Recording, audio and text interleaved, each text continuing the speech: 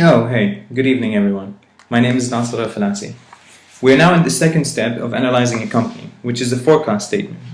Now the forecast statements, it's a tool used to analyze the growth of the company. It can show you where the company came from or even where it's headed. Through the forecast statement, you're able to see the generated sales of the company, either now or the near future, the expected ones, how much loans there are the company has to pay off, and how much it costs to keep the company running.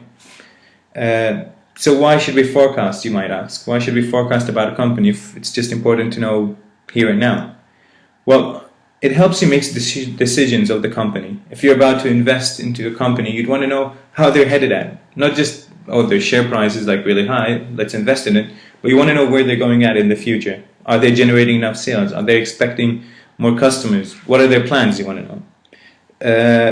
Also, you want to know about financial needs, in particular cash. Are they generating enough cash to pay off their loans, to pay off their expenses?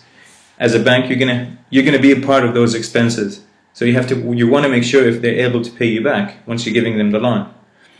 They also help save time for the near future. They have to save time and money to make plans in the near future. By making those plans, organizing things together, they can expect that in 3 months' time we're going to have a deficit of cash. So they can expect it and thus borrowing an overdraft early beforehand. It also helps identify risks in the company, thus including strengths and weaknesses. You can see if the company has a weakness in some point, for example, their loans, they can predict it before it happens. Of course, not all these numbers are accurate, but it does give a very good clue of what's going to happen.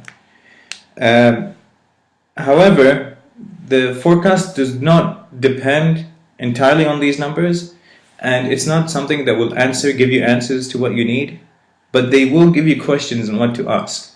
If you see if they're expecting very low sales but expecting higher loans, you want to ask questions about that. I mean, how can you pay off these loans again if your sales are going to go down?